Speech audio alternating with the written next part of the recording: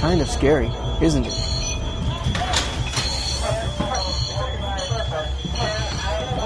Sometimes kids will even hide or run away from firefighters trying to rescue them. But the firefighters are there to help you get out of danger and save your house. The scary clothes they wear protects them from the fire and the smoke. Firefighters really like kids and even risk their lives by going into the burning house to save you.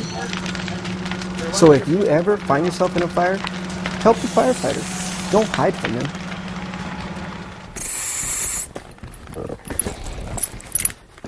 Fires can happen at any time, so we're going to show you what to do in case there is a fire.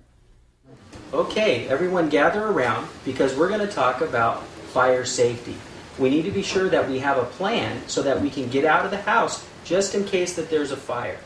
Okay? It's a good idea to have an adult go over what to do in case there is a fire. That's right. This is called your fire plan, and it will tell you what to do and where to go in case a fire does happen. What if while we are trying to get out through the front door or anything, we get trapped and we're not able to get through there? It could be fun to practice, and it will make a big difference if there ever is a fire. You should have at least 2 ways out of every room where you live. Doors are the easiest way, but sometimes there's a safer way out. If you can't leave because the fire is in the hallway and the door is open, close the door. This will keep the fire and smoke from coming into the room. Since you can't leave through the door, you might have to use a window. You should practice with an adult so you know what to do if a fire blocks the way you usually get out. Open the window and hop outside. Good job. Excellent. That's not so hard. Good job, honey. If you don't know where the fire is and you have to open a closed door to get out, be sure to feel the door with the back of your hand first. If it's hot, don't open it. It will let the fire and smoke in. Put a blanket, a towel, or some clothes at the bottom of the door to prevent smoke from coming in. Open the window and get out if you can. If you're upstairs, you might need to use a special ladder just to get down safely.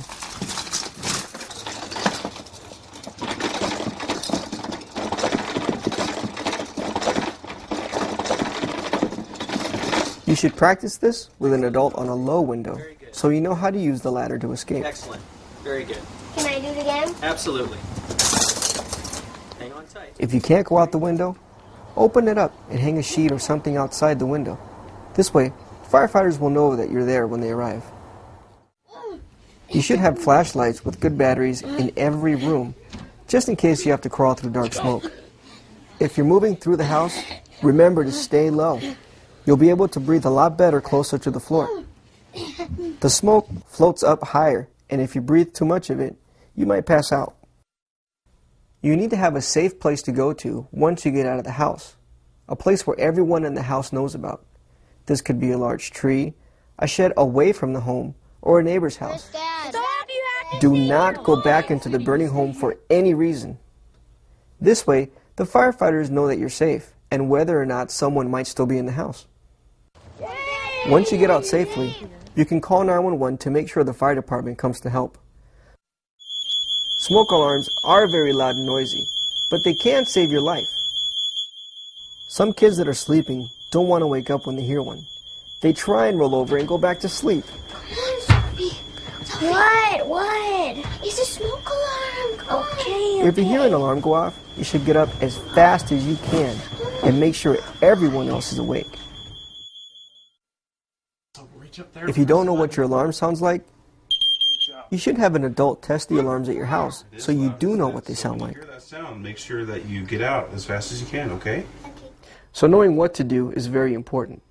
Now let's talk about something equally as important, and that's fire prevention.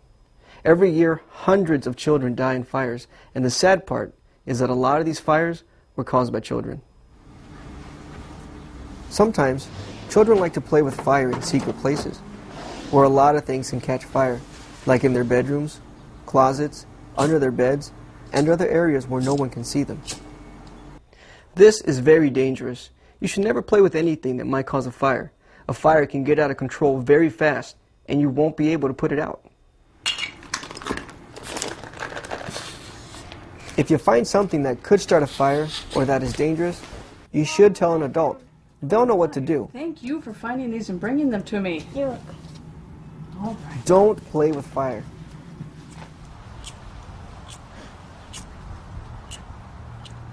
If you see other kids playing with fire or something dangerous, you should tell an adult so that they don't hurt themselves or anyone else. Peter, may I have the lighter, please? Thank you. This is so dangerous. It could hurt you, it could hurt me, your sister Ashley. We don't play with lighters, do we? No? Okay, let's go inside. Come on.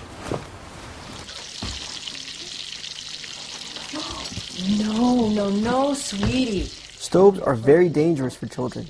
Never climb on stoves or reach above the top of a stove.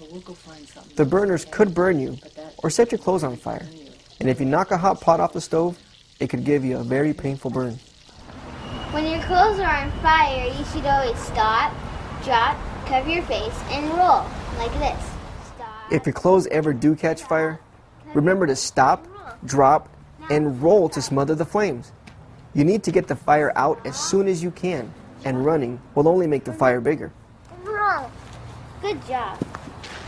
If your clothes are still on fire, you should roll some more. Heaters, wood stoves, and fireplaces are also dangerous things for kids to play around. Do not get close to them or put anything near them that might catch fire.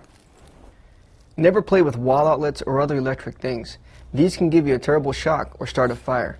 The electricity could even kill you. Hi, kids. A great way